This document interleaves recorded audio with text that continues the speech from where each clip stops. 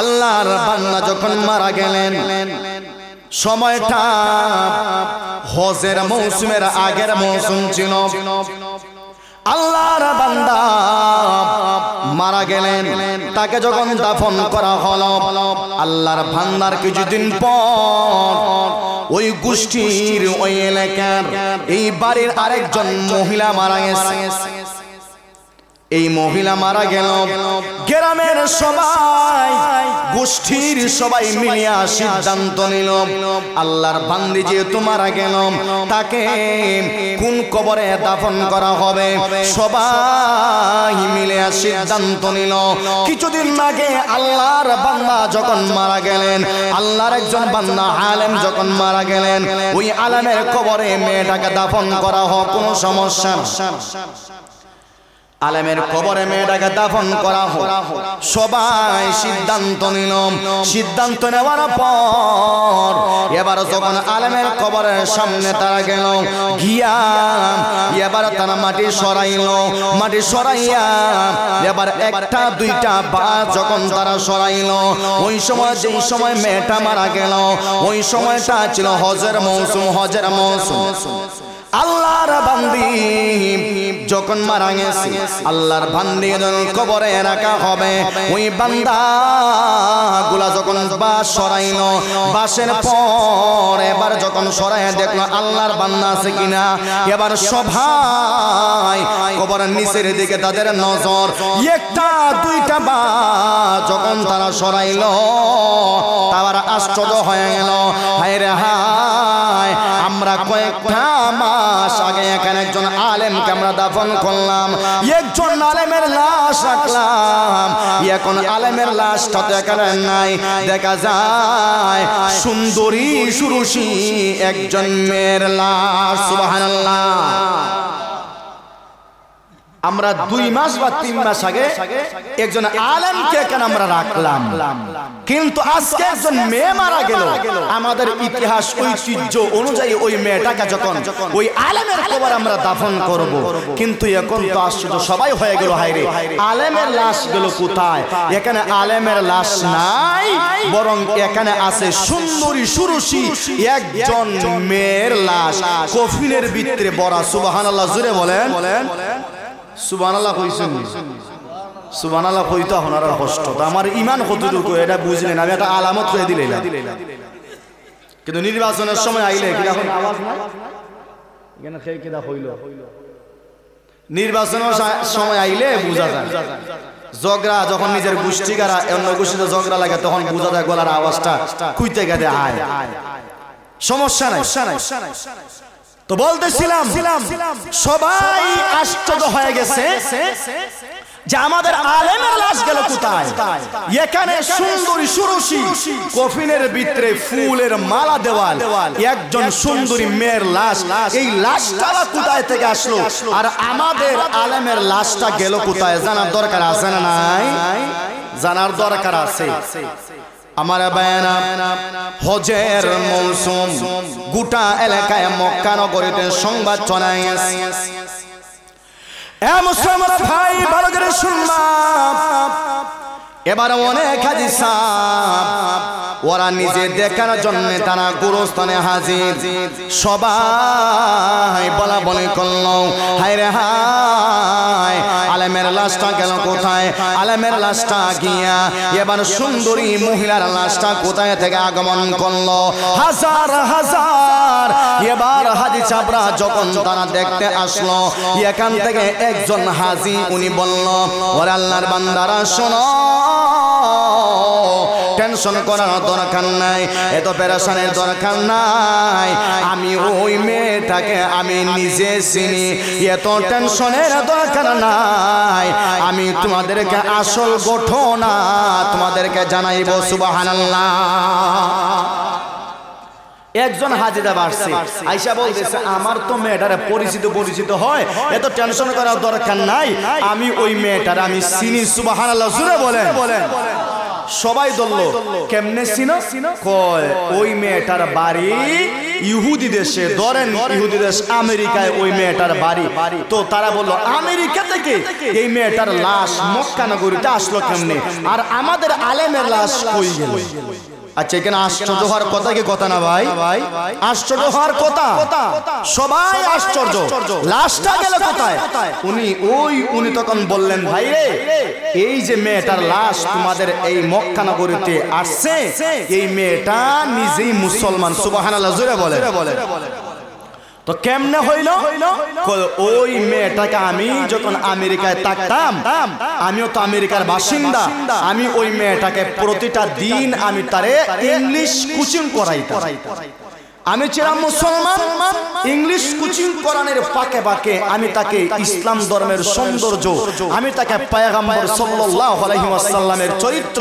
আদর্শ সব কিছু মেয়েকে আমি ওই কয়েকটা মিনিট আমি তারে শোনাই দিতাম সুবহানাল্লাহ জোরে বলে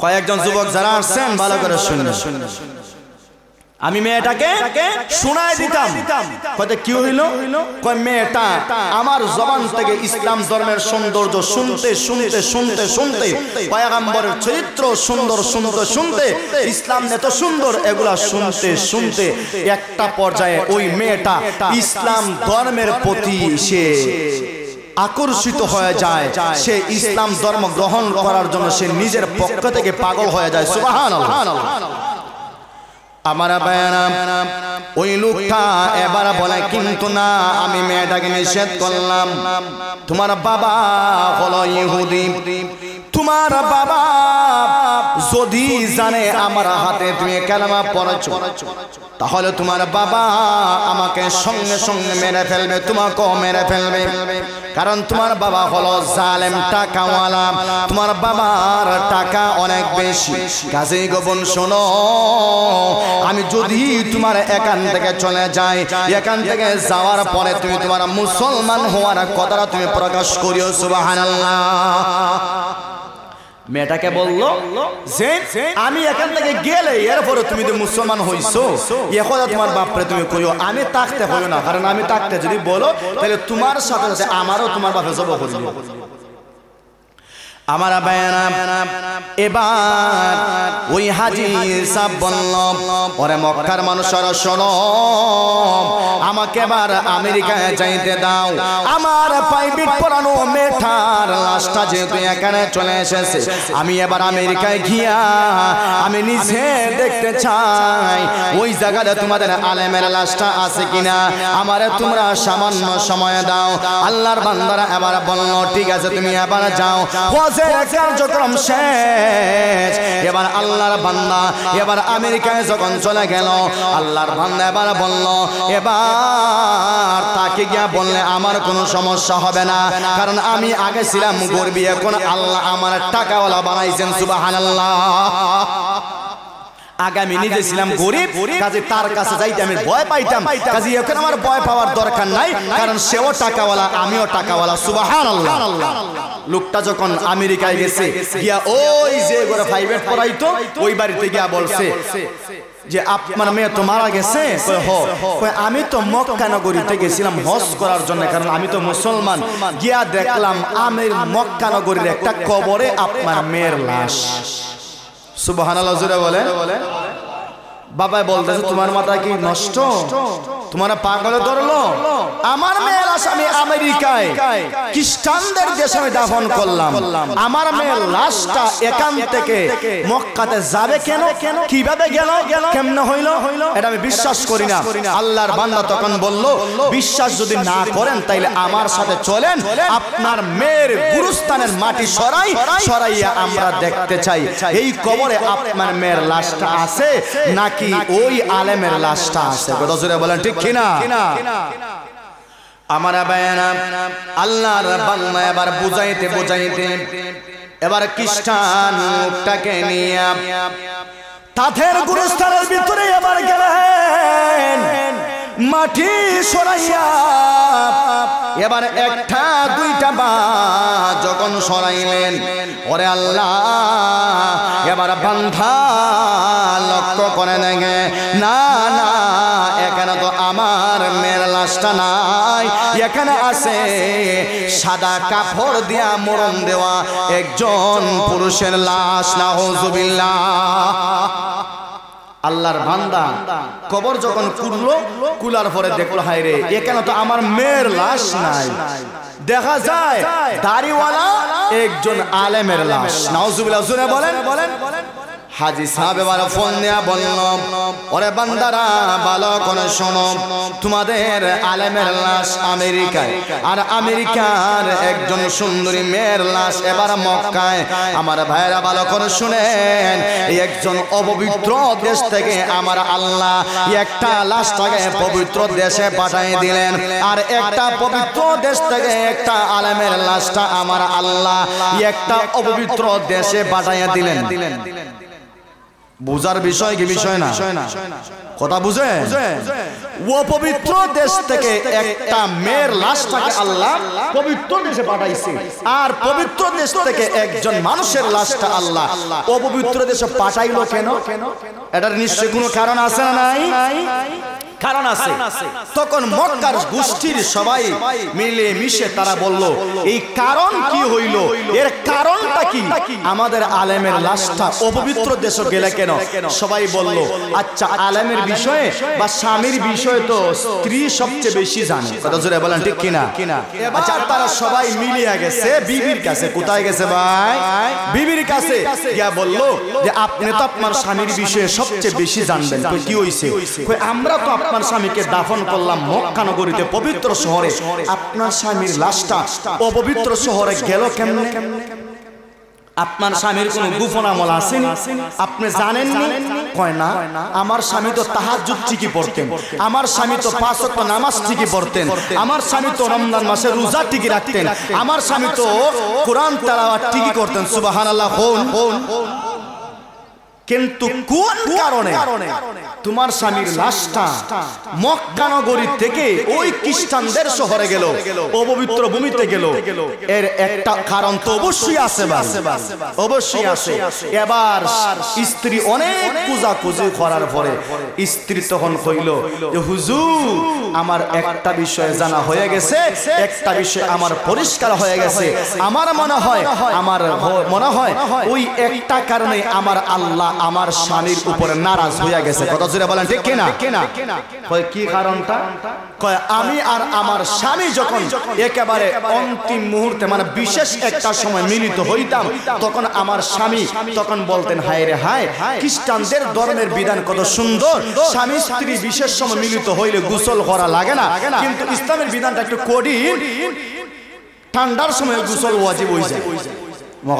ঠিক কিনা? মহিলা বলতেছে, হুজুর আমার স্বামী গোসল ঠিকই করতেন, গোসল করতেন না এটা কোনো কথা না, গোসল ঠিকই করতেন, কিন্তু জবান দিয়া শুধু এটাই বলতেন যে খ্রিস্টানদের ধর্মটার বিধান, এই বিধানটা কত পছন্দ, কত সুন্দর। আমার মনে হয় আল্লাহ আমার স্বামীর ওই কথার উপরে নারাজ হয়ে গেছেন, এজন্য মনে হয় আমার আল্লাহ বলে, বান্দারে তোমার যেহেতু খ্রিস্টান ধর্মের বিধান পছন্দ, খ্রিস্টান ধর্মের কৃষ্টি কালচার তোমার কাছে ভালো লাগে, ইহুদিদের চাল চরিত্র তোমার কাছে ভালো লাগে, ইহুদিদের সব আচার ব্যবহার তোমার কাছে ভালো লাগে, কাজেই এই মুসলমান দেশে, পবিত্র দেশে তোমার এগুলা ভালো লাগে না, মুসলমানদের কৃষ্টি কালচার আদর্শ এগুলা ভালো লাগে না, কাজেই তোমার মতো নিমক হারামের, তোমার মতো আলেমের লাশ পবিত্র দেশে থাকার দরকার নাই। যেই দেশের কৃষ্টি কালচার আচার ব্যবহার বিধান তোমার ভালো লাগে, তুমি ওই দেশে চলিয়া যাও। জোরে বলেন, ঠিক কিনা? আমার মনে হয় আমার আল্লাহ আমার স্বামীর ওই কথার উপরে নারাজ হয়ে গেছেন। আচ্ছা বলেন তো, ঘটনা আর কথার মধ্যে হুবহু মিল আছে না নাই? কথা যখন মিল আছে না নাই? কাজে আমাদের কাছেও তো খ্রিস্টানদের চুল কাটা ভালো লাগে, ভালো লাগে কি লাগে না? কথা জোরে হন না কেন? খ্রিস্টানদের চুল কাটা ভালো লাগে, আমাদের কাছেও তো ইহুদিদের চলাফেরা ভালো লাগে, আমাদের কাছেও তো খ্রিস্টানদের কথাবার্তা ভালো লাগে, আমাদের কাছেও তো ইহুদিদের পোশাক ভালো লাগে। কথা জোরে বলেন, ঠিক কিনা?